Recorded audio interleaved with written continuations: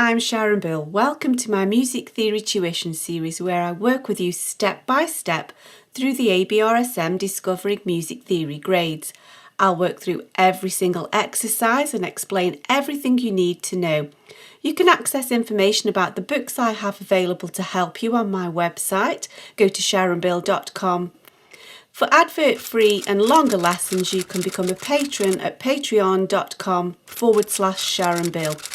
If you can give me a like, that would be super, and please do subscribe to my channel to stay updated. You can support this channel by buying me a coffee at buymeacoffee.com/SharonBill. Let's press on and we move on to page 4 of the Grade 2 Discovering Music Theory workbook.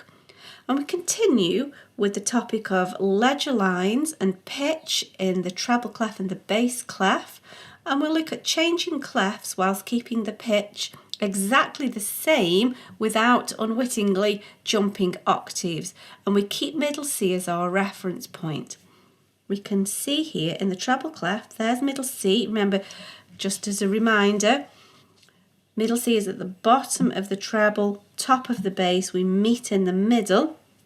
So we're at the bottom of the treble, the top of the bass for middle C. This is the D above middle C, and so this is the D above middle C.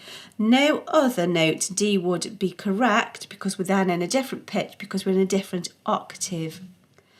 And so here's middle C at the bottom of the treble, the top of the bass.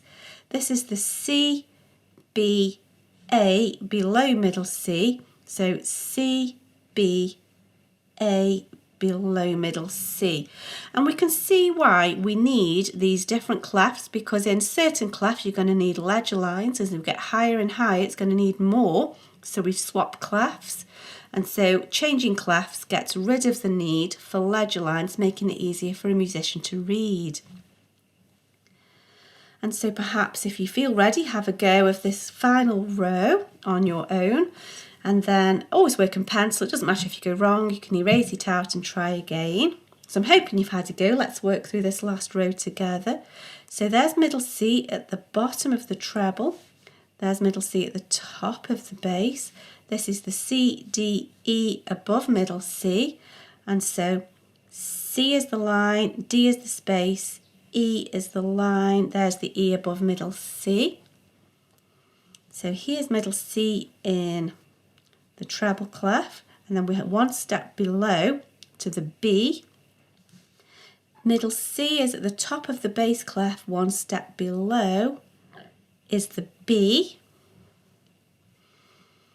So that's exactly the same pitch. We're not jumping octaves, we're in exactly the same space on the instrument, as it were. The same sound is what we're implying here. Exactly the same note, just written in a different clef. So here, there's middle C, C, D, E, F above middle C, and then here's middle C in the bass clef. So C is the line, D is the space, E is the line, F is the space. And we can see why we'd need to change into the treble clef, because if it keeps getting higher and higher and higher, it's going to get more and more difficult to read. At some point, we're going to have to change into treble clef if it keeps getting higher. And so in this next exercise, we get the same scenario, but this time we're going to go from bass to treble. The principle remains exactly the same. Keep middle C as your reference point. So here, middle C is at the top of the bass and it's at the bottom of the treble. If that's C, one below that is B. This is C, this is the B below middle C in exactly the same pitch, not changing the octaves and therefore changing the pitch. So there's middle C at the top of the bass, and then we have one step above, which is D.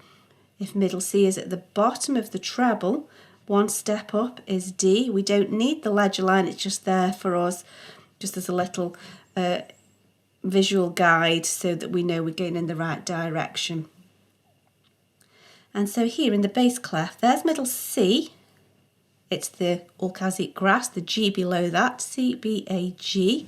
So if this is middle C at the bottom of the treble, C is the line, B is the space, A is the line, G is the space, and that's exactly the same pitch.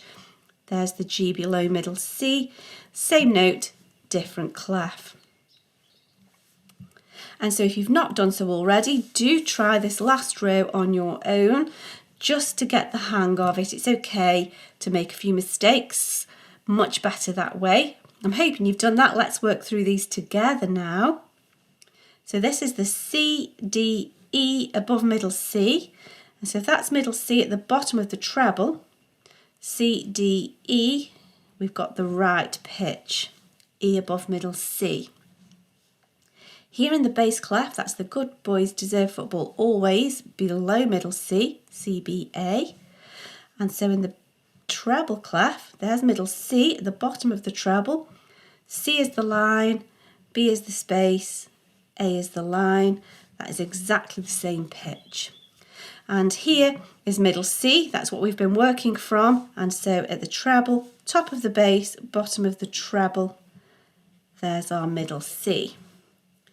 And now in this final challenge, we get to put some music in a different clef, writing it all out ourselves. However, the principle remains, once you've got your first note, you just keep following the pattern of the notes up and down. Perhaps if you want to just watch the first few notes with me, and then do try and press pause and have a go on your own, or alternatively you could just watch one and then try the other. I would press pause after a couple of notes though and see if you can finish each exercise. I think that would be a better one, unless you just feel confident to just go for it, in which case do so. So we have exactly the same principle.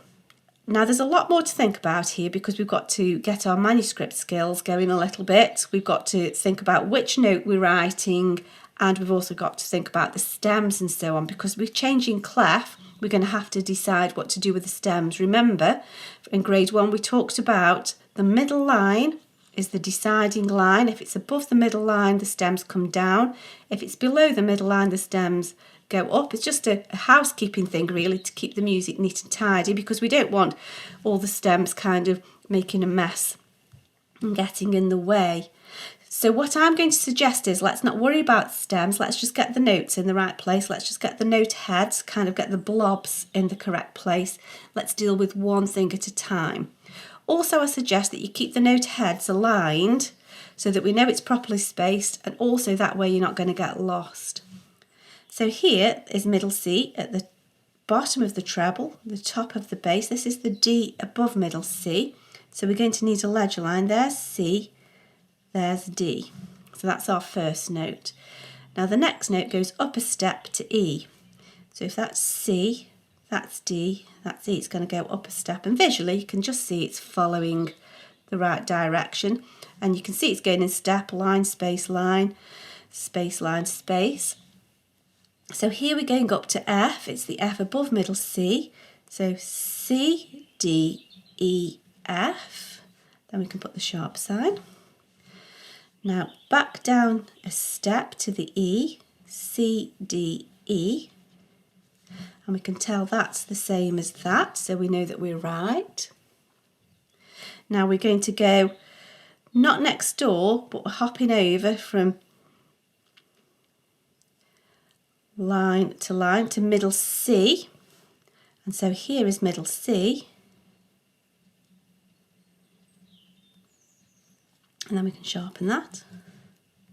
And ideally you're keeping your ledger lines about the same.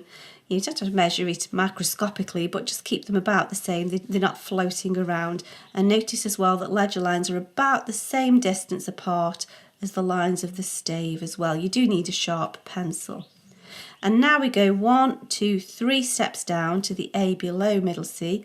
1, 2, 3 steps down. And so because all of these have now got the notes obviously above the middle line, all of the stems are going to come down. Use a ruler by all means. And you can see I'm showing the direction of the notes by sort of beaming diagonally to show the length of the notes as well.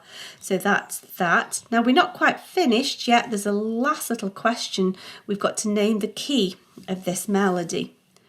And so we've got some clues. The clues are here. We've got an F sharp and we've got a C sharp. So which scale pattern has F sharps and C sharps? Bit of revision there. We know that C major has no sharps. G major has one sharp, which is F.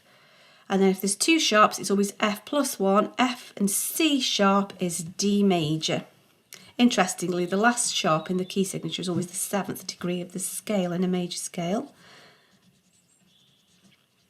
There we go, D major. And now we've got the same principle again from bass to treble.